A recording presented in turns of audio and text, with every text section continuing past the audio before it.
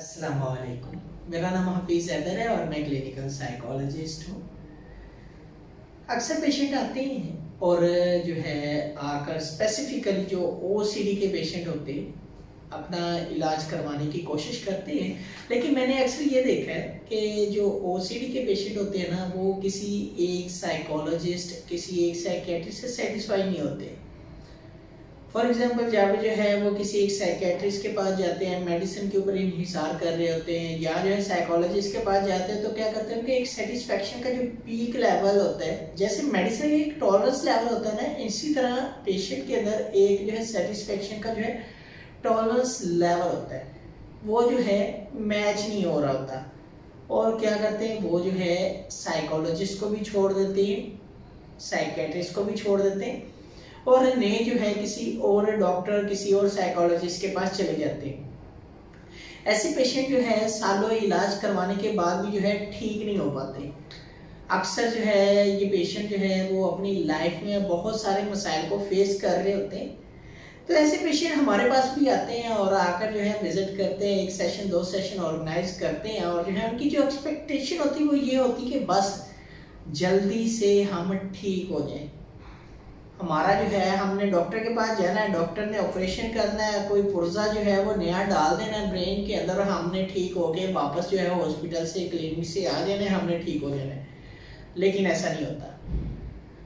हमने जो है कई बार ऐसे जो है पेशेंट देखे हैं कि वो घंटों जो है बैठ के, एक सेशन से एक्सटेंडेबल टाइम हो जाता है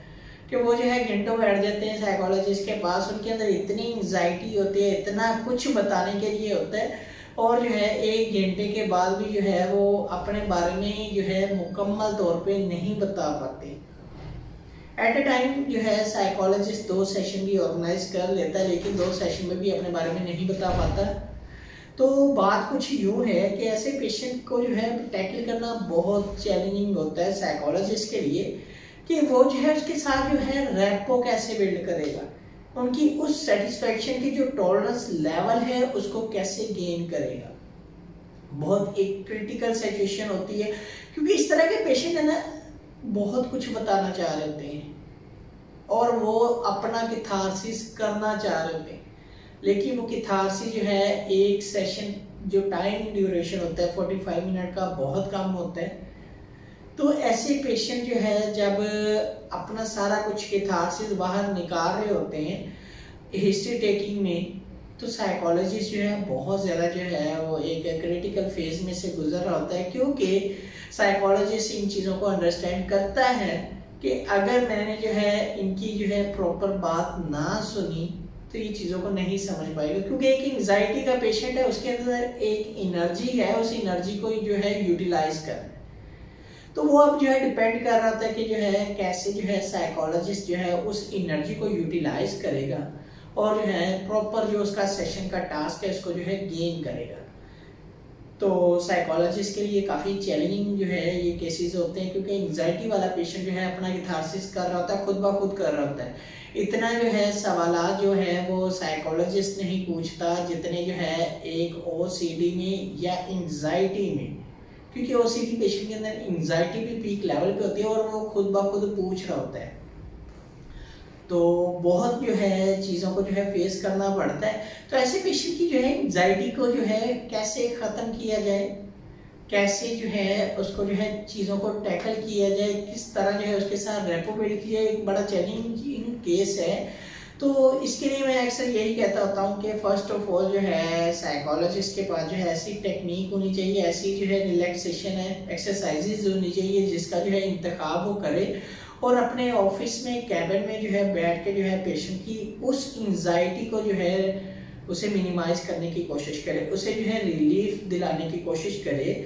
और उसके बाद जो है डिफरेंट जो है हार्ड एक्सरसाइजेज भी करवा सकता है, या जो है उसके बाद जो है स्पिनर लाइक कुछ स्ट्रेस रिड्यूस एक्टिविटीज़ होनी चाहिए, कुछ टॉयज होने चाहिए जिसमें जो है स्ट्रेस बॉल हो सकता है, स्पिनर हो सकता है, या समथिंग इस तरह की चीज़ें हो सकती हैं, वाइट पेपर हो सकता है, पेंसिल हो सकती है, ठीक है, वो जो है अपने टेबल के ऊपर रखे ताकि जो है पेशेंट जो है उनको जो है यूटिलाइज कर सके। और जो है साइकोलॉजिस्ट जो है एक ऐसी जो है उसके साथ रेपो बिल्ड करे और उसे ट्रीटमेंट के मुतल्लिक हर तरह की आगाही दे और अपना जो टाइम फ्रेम है उसको जो है यूटिलाइज करने की कोशिश करें। क्योंकि इस तरह के पेशेंट के साथ अगर आप 2.5 घंटे भी सेशन कर लेंगे ना, तो आप जो है कुछ रूल्स एंड रेगुलेशंस की वायलेशन करेंगे, नॉर्म्स की वायलेशन करेंगे, लेकिन पेशेंट फिर भी ठीक नहीं होगा। तो आप अपने टाइम फ्रेम को जो है इस तरह मैनेज करें कि इनिशियल जो टास्क होगा वो जो है पेशेंट का कैथारसिस करवाना होता है, उसके स्ट्रेस को जो है आपने डीप ब्रीथिंग एक्सरसाइज के लिए स्ट्रेस बॉल के जरिए जो है मिनिमाइज करने की कोशिश करनी है। फिर जो है उसके साथ रेपो बिल्ड करनी है और उसके साथ साथ जो है प्रॉपर इलाज के मुतालिक जो है बताना है कि आपके इलाज का ड्यूरेशन इतना हो सकता है, ट्रीटमेंट का ये प्रोसीजर है, ये तरीकाकार है, इस ट्रीटमेंट में हमने जो है इन स्टेप्स को लेकर जो है आगे चलना है, ताकि जो है वो पेशेंट भी सेटिस्फाई हो सके और जो है क्लिनिकल साइकोलॉजिस्ट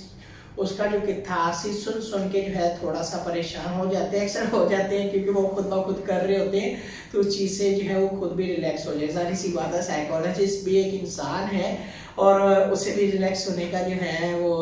टाइम मिलना चाहिए, उसे ज़रूरत है। तो बहुत क्रिटिकल फेज होता है जब जो है एक OCD एंजाइटी का पेशेंट जो है साइकोलॉजिस्ट डील कर रहा होता है। तो उम्मीद है कि जो है इस वीडियो से आपको जो है कोई चीज़ें जो है समझ आ गई होंगी कि एक OCD और जो है एक एंजाइटी की जो है फेज को कैसे जो है साइकोलॉजिस्ट जो है वो डील कर सकता है।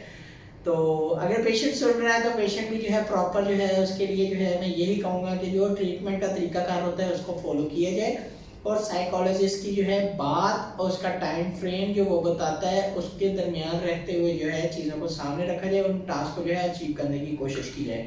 वीडियो अच्छी लगे तो आप लाइक कर सकते हैं, शेयर कर सकते हैं, चैनल को सब्सक्राइब कर सकते हैं। कोई भी किसी भी किस्म का क्वेश्चन हो मुझे डायरेक्टली कमेंट बॉक्स में आप कमेंट कर सकते हैं, मुझे व्हाट्सएप के ऊपर व्हाट्सएप कर सकते हैं। तो इंशाल्लाह मिलेंगे नई वीडियो के अंदर। अपना बहुत सारा ख्याल रखना। ओके, अल्लाह हाफिज़, अल्लाह निगहबान।